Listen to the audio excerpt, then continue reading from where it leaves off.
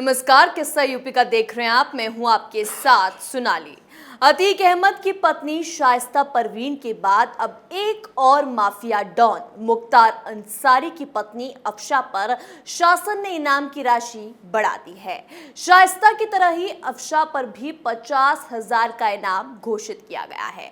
मुख्तार अंसारी की पत्नी अफशा अंसारी की पुलिस को लंबे समय से तलाश है। अफशा पर गाजीपुर, मोहम्मदाबाद, नदगंज, मऊ, लखनऊ में भी कई आपराधिक मामले दर्ज हैं। अफशा पर पुलिस ने 25,000 का इनाम घोषित किया था, जिसको बढ़ाकर अब 50,000 कर दिया गया है। तो आज किस्सा यूपी का में इसी पर चर्चा करेंगे। चर्चा के लिए हमारे साथ स्टूडियो में मौजूद है कैपिटल टीवी के एग्जीक्यूटिव एडिटर राजीव जी। राजीव जी, बहुत बहुत स्वागत है। धन्यवाद। राजीव जी, पहले शाइस्ता परवीन, अब अफशा अंसारी, दोनों की इनाम राशि बढ़ा दी गई है। क्या कुछ कार्रवाई हो सकती है? देखिए, कार्रवाई तो शुरू हो चुकी है और ये कार्रवाई सिर्फ अफशा अंसारी या फिर शाइस्ता परवीन के ऊपर नहीं है। एक मानसिकता जो उत्तर प्रदेश में चल रही है वो है बुर्के वाली गैंग की। ये बुर्का गैंग का मतलब क्या होता है? इसका मतलब साफ तौर पर है कि जो मुस्लिम गैंगस्टर जिस तरीके से हावी हुए और उनके ऊपर योगी सरकार ने कार्रवाई की, क्योंकि कई ऐसी साजिश एक के बाद एक सामने आई है जिससे योगी की सरकार को बदनाम करने की कोशिश थी। और इसके साथ ही एक के बाद एक कई ऐसे खुलासे हुए हैं जो ये बताता है कि ये सारे के सारे जो मुस्लिम गैंगस्टर हैं उनका कहीं ना कहीं कनेक्शन पाकिस्तान से है, आईएसआईएस से है। और आईएसआई के साथ जो कनेक्शन है उसका जो इस्तेमाल उत्तर प्रदेश में हो रहा है वो दंगों के लिए हो रहा है। उसका इस्तेमाल उत्तर प्रदेश में मिनी पाकिस्तान बनाने के लिए हो रहा है। अब अतीक अहमद मारा गया, लेकिन उसके जो कनेक्शन सामने आ रहे हैं कि वो हवाला के जरिए आईएसआई को पैसा भेजता था, पाकिस्तान से हथियार मंगवाता था, ड्रग्स के कारोबार में भी ये शामिल था और हथियारों का उपयोग सिर्फ अपने गैंग के लिए नहीं करता था, बल्कि ये हथियारों का जो जाखिरा बनाए हुए था वो दूसरे गैंग को भी सप्लाई करता था। और ज़्यादातर इन लोगों का कनेक्शन मुस्लिम गैंगस्टरों से ही है। अतीक अहमद और मुख्तार अंसारी ये दोनों ही उमेश पाल की हत्या में शामिल थे, क्योंकि उमेश पाल की हत्या अलग उद्देश्य से की गई थी। उसमें सिर्फ गवाही की बात नहीं थी, क्योंकि उमेश पाल ने पहले भी अपना स्टेटमेंट दे दिया था और उमेश पाल का अपहरण के मामले में बाद में जो सजा हुई है वो उसके मर्डर से कोई लेना देना नहीं था। मतलब सजा तो होनी ही थी अतीक अहमद को, लेकिन इसके पीछे एक बड़ा कारण था कि सारे मुस्लिम गैंगस्टर जो परेशान थे योगी की सरकार से, उसमें सरेआम गोलीबाजी करके सरेआम जो लोगों को मारना था, उमेश पाल का हत्या करना था, जिसमें अतीक अहमद ने एक अपने बेटे की, अपने इनके शब्दों में, कुर्बानी दी थी। उस कुर्बानी का फायदा सारे के सारे मुस्लिम गैंगस्टर को होना था। ये सारा मामला कैसे सामने आया और क्यों ये सब परेशान हुए?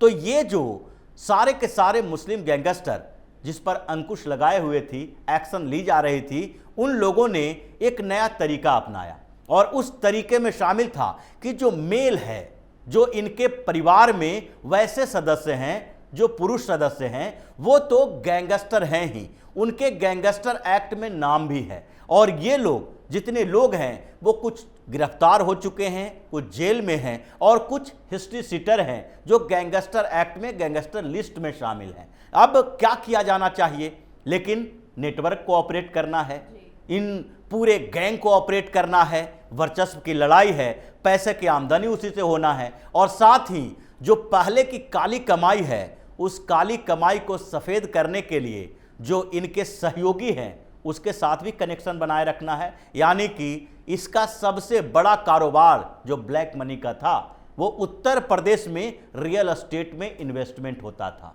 ये कई मुस्लिम ऐसे रियल एस्टेट कारोबारी पकड़े गए हैं इस बीच, जो अतीक अहमद को, मुख्तार अंसारी को और ऐसे छोटे मोटे कई गैंगस्टर के लिए काम करता था और उसका जो पैसा था वो रियल एस्टेट में लगाता था। अतीक अहमद की कई प्रॉपर्टी भी सीज हुई, मुख्तार अंसारी की भी हुई। अफजल अंसारी के घर पे छापेमारी हुई और छापेमारी में 200 करोड़ के करीब सारा जो डॉक्यूमेंट्स मिला है वो 200 करोड़ से ऊपर का है। अफजाल अंसारी को भी गैंगस्टर लिस्ट में शामिल किया गया है, उसके खिलाफ भी मामला चल रहा है। लेकिन सबसे बड़ी बात यह हुई कि जब ये लोग जेल के अंदर हैं तो बाहर से ऑपरेट कौन कर रहा है? ये शाइस्ता परवीन के मामले में सामने आया जब उमेश पाल की हत्या हुई, और उमेश पाल की हत्या के बाद पुलिस ने इन्वेस्टिगेशन शुरू किया तो पता चला कि ऐसा नहीं है कि अतीक अहमद, अशरफ अहमद या फिर उसका बेटा जो है या उसके गैंग के दूसरे लोग, यही लोग सिर्फ गैंग को ऑपरेट कर रहे हैं।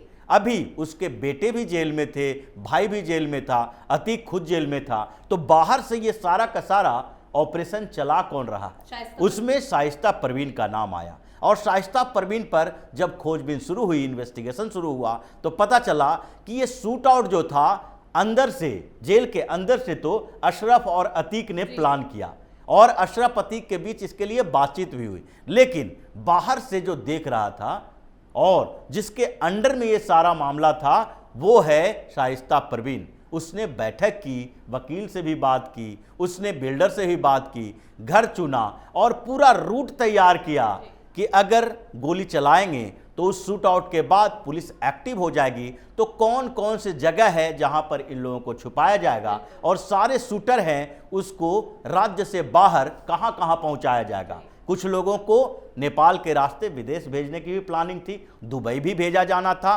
और ये सारे प्लानिंग जब पता चले तो ये लगा कि ये सिर्फ मेल गैंगस्टर का हाथ नहीं है, ये बुरके के अंदर AK-47 रखने वाली और पिस्टल रखने वाली जो मुस्लिम महिलाओं का गैंग चल रहा है, ये सिर्फ शाइस्ता परवीन तक नहीं है, अतीक अहमद की बहन भी उसमें शामिल है, उसकी साली भी शामिल है, बीवी भी शामिल है, और उधर मुख्तार अंसारी भी जेल में था। इतने दिनों तक वो पंजाब की जेल में रहा, फिर उत्तर प्रदेश लाया गया। इस बीच उसका जो गैंग है वो अफजाल अंसारी सिर्फ ऑपरेट नहीं कर रहा था, दोनों भाई है, लेकिन भाई होने के बावजूद भी ये जरूर है कि भाइयों के बीच भी अपने अपने तरीके से काम करने और प्रॉपर्टी पर कब्जा करने के लिए एक दूसरे पर अविश्वास की परंपरा है, और विश्वास रहा भी है।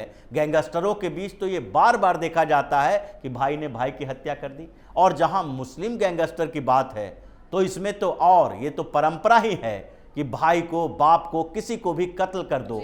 इसके अंदर तो वो भावनाएं पारिवारिक नहीं रहती है, क्योंकि ये संस्कृति में है, कल्चर में है। उसके भाई और बहन के बीच, भाई और भाई के बीच जो रिश्ते होते हैं वो भी केवल दूध का रिश्ता माना जाता है, उसके बाहर तो ये शादियां भी कर लेते हैं। तो इसलिए इनकी माइंडसेट जो थी उसमें अफशान अंसारी भी सामने आई, और उसके खिलाफ जो मामले दर्ज किए गए हैं वो इसी आधार पर कि वो बाहर से रहकर पूरे अंसारी का गैंग ऑपरेट कर रही थी, और गैंगस्टर एक्ट में उसका भी नाम आया हुआ है, वो भी फरार है। तो ये सारा का सारा जो मुस्लिम गैंगस्टर का नेटवर्क है, ये दो बड़े गैंगस्टर हैं, ऐसा नहीं है कि इसके अलावा और नहीं है। जो शूटर्स हैं, जो बीच के मीडिएटर हैं, जिसको जो रियल एस्टेट कारोबारी हैं, ये सब की बीवियां भी इसके साथ इन्वॉल्व है। अगर एक एक गैंगस्टर की, मुस्लिम गैंगस्टरों की बात करें तो अतीक अहमद को ही देख लीजिए। अतीक अहमद मान लेते हैं 17 साल 18 साल की उम्र में अपराधी बन गया, लेकिन वो 17 साल 18 साल की उम्र में अपराधी बनने के बाद ऐसा नहीं है कि वो छोटा मोटा क्राइम करने वाला चोर उचक्के टाइप का रहा। वो क्राइम की दुनिया में एक बड़ा वर्चस्व बनाने वाला एक बड़ा अपराधी, बड़ा गैंगस्टर बन गया। गैंगस्टर से वो फिर पॉलिटिक्स में आया, पॉलिटिशियन बन गया, वो सांसद भी बन गया। लेकिन अगर उसके पूरे परिवार के इतिहास को देखें तो क्या अतीक अहमद ने कभी ये कोशिश की कि उसके जो 5 बेटे हैं, उन 5 बेटों में से 1-2 बेटा भी सही रास्ते पे चला जाए, 1-2 बेटा भी अच्छे कोई काम, अच्छा काम कर ले, या फिर जो जिस तरीके से ये लोग दूसरे बिजनेसमैन का इस्तेमाल करता है उसे रियल एस्टेट में या फिर पढ़ाई लिखाई करके कुछ अच्छा काम कर ले, अपना ही बिजनेस कर ले, इसका ब्लैक मनी ही हो, लेकिन उस ब्लैक मनी से ही कोई वाइट कारोबार कर ले।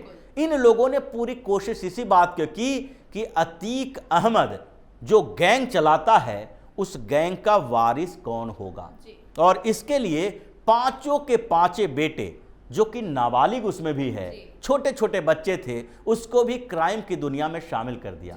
इसके जो बहन है, पत्नी है, सारे के सारे क्राइम की दुनिया में शामिल हो गए। तो ऐसे में ये कैसे विश्वास किया जा सकता है कि बुर्का गैंग अभी ऑपरेट नहीं कर रहा है। और अब इसीलिए योगी आदित्यनाथ ने कहा कि सबसे पहले जो ये लोग जेल के अंदर हैं, तो जेल से बाहर जो ऑपरेट करने वाली महिलाएं हैं, और ये अगर महिलाएं हैं तो शाइस्ता परवीन क्या सारे मेल गैंगस्टरों के साथ, मेल अपराधियों के साथ रहती होगी? क्या शाइस्ता परवीन के इर्द गिर्द कुछ ऐसी महिलाएं नहीं होगी जो कि इनका सहयोग करती हो? क्या अफशान अंसारी इतने दिनों से भागी हुई है, फरार है, क्या उसके आसपास ऐसी महिलाएं नहीं है जो इसके लिए काम करती हो? यह भी हो सकता है कि इसके काले कारोबार में महिलाओं का एक बड़ा नेटवर्क हो, महिला गैंग भी हो जो सामने नहीं आ रहा है। इसीलिए अब सरकार ने, योगी की सरकार ने यह मान लिया है कि बुर्का गैंग के ऊपर कार्रवाई करना पड़ेगा, और इसके लिए इनाम की राशि जो बढ़ाई गई है ये एक शुरुआत है। अगर इन लोगों ने इसके बाद भी सरेंडर नहीं किया तो अगला नंबर इन लोगों के, यानी कि बुर्का गैंग के इनकाउंटर का भी शुरू होगा। एसटीएफ ने पूरी की पूरी सूची बना रखी है कि कौन कौन कहां कहां ऑपरेट करता है, किस डिस्ट्रिक्ट लेवल पर है, कौन से जिले में कौन सा गैंग है, और एक एक करके इन लोगों का सफाया अभियान शुरू होगा। बहुत बहुत धन्यवाद राजीव जी बातचीत के लिए। धन्यवाद। उत्तर प्रदेश के प्रयागराज में माफिया अतीक अहमद, अशरफ और उसके बेटे असद का अंत होने के बाद योगी सरकार प्रदेश को अपराध मुक्त बनाने में जुट चुकी है, जिसके बाद पुलिस प्रशासन ने कमान संभाल ली है। गाजीपुर में पुलिस ने अपराधियों की लिस्ट जारी की है। इस लिस्ट में 12 उन अपराधियों के नाम शामिल हैं जिन पर पुलिस की ओर से इनाम का ऐलान किया गया। इस लिस्ट में माफिया मुख्तार अंसारी की पत्नी अफशान अंसारी का भी नाम शामिल है। यानी उत्तर प्रदेश के 2 बड़े माफियाओं के बाद उनकी बीवियां भी पुलिस के रडार पर हैं, और जल्द दोनों गैंगस्टर की बीवियों पर भी बड़ा एक्शन हो सकता है। किस्सा यूपी का में आज के लिए इतना ही। देखते रहिए कैपिटल टीवी उत्तर प्रदेश। नमस्कार।